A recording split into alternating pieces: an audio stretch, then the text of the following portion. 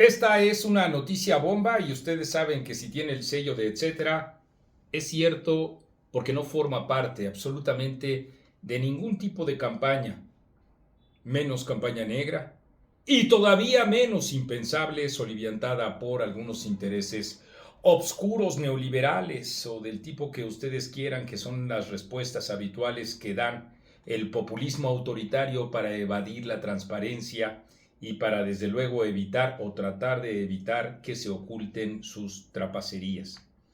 Lo ha intentado Clara Brugada de distintas maneras. Por ejemplo, en el caso de los 2.653.000 dólares que tienen paraísos fiscales, ustedes ya saben el numerito que armó, con notario público y toda la cosa, dando fe de sus propias palabras y no de la veracidad de lo que dice para ser verificado, como siempre debe ser el caso, y más aún este, que está amparado en documentos y que en efecto muestran y demuestran esa enorme cantidad. Ya dijo y amenazó con una demanda y de corte civil, y que ahí se construirá una utopía y todo ello amagando lo que implica siempre el golpeteo al emisor, pero nunca abordando la información específica y siempre buscando mecanismos de distracción como ese en el que encarga a sus personeros de la propaganda, así difamar a Roberto Madrazo y a el empresario Castagno. Sí, diciendo que ellos habían pagado una cantidad millonaria para el cierre de campaña de Taboada, lo cual evidentemente no es verdad. Se trata de un montaje, de un pantallazo en Word, y que en efecto tratan con eso de distraer la propia atención, que aunque fuera así, en tratándose de entes privados pueden hacer absolutamente lo que quieran con su dinero, pero no es así. Insisto en este tipo de artilugios a los que recurre siempre el populismo autoritario y en particular Clara Brugada, que además a ustedes les consta promovió un montaje de una supuesta trama que ni siquiera vale la pena recopilar, porque de lo que se trata fue incluso de la superposición de una voz que no era la voz de quien aludía a supuestas componendas inmobiliarias. Les digo a ustedes, ni siquiera vale la pena reseñar al respecto este tipo de coletazos de ahogado que da Clara Brugada. Lo que sí es verdad, y en esta disputa por lo que es y no es verdad, siempre vale la pena amparar con documentos. Lo que ha dicho ella, Clara Brugada, de tener nacionalidad mexicana, y cómo la ha contradicho ese personaje ínclito, así, Juanito, diciendo que no era guatemalteca, perdón, que no era mexicana, sino salvadoreña, ¿no? En realidad, cuando dije perdón, les estoy dando a ustedes el adelanto informativo, el bombazo informativo al que me estoy refiriendo, porque en efecto, según documentos del RENAP, aquí está el registro civil de las personas y el certificado de nacimiento. Lo tengo en mis manos. Clara Marina Brugada Molina, a no ser que sea un homónimo y ella tendría que demostrarlo al respecto. Nació en Guatemala el 12 de agosto de 1963.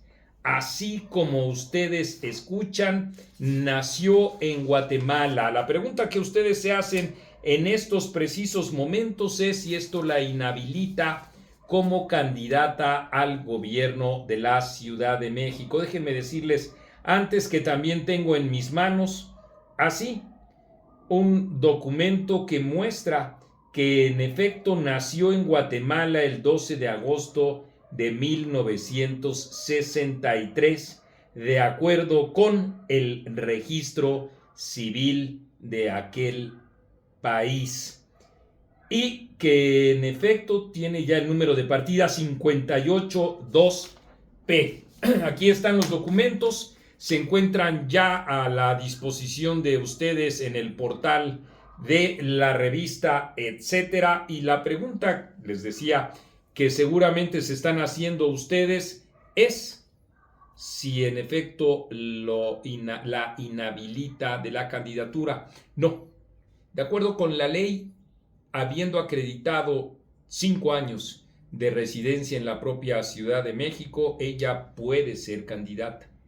Lo que sí puede ocurrir es que haya una demanda judicial por falsificación de datos. Y ahí sí estamos en presencia de un problema no solo político, sino jurídico de la mayor significación para la candidata del oficialismo. Ahí sí tienen consecuencias las mentiras que propala ella misma.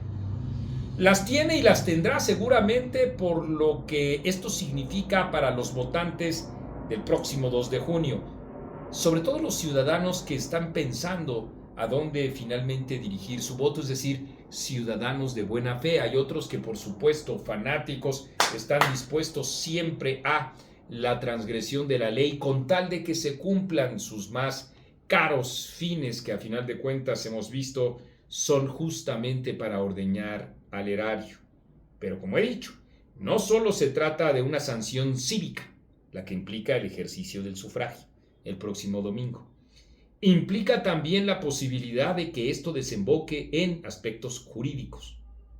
Y ahí, en las manos de los integrantes del equipo de campaña de Santiago Taboada, el propio Santiago Taboada, o cualquier otro ciudadano en plenitud de sus derechos, en plenitud de goce de sus derechos, puede demandar. Y desde luego, aún y con que también se encuentre buena parte del Poder Judicial secuestrado por el gobierno federal, hay zonas que en efecto mantienen una independencia, que son las que han generado el enfurecimiento de este gobierno, como a ustedes les consta. El caso es que en efecto Clara Brugada mintió. No es mexicana, es guatemalteca. Su símbolo no es el águila. Su símbolo, en todo caso, por ahí por la zona, podría ser el quetzal.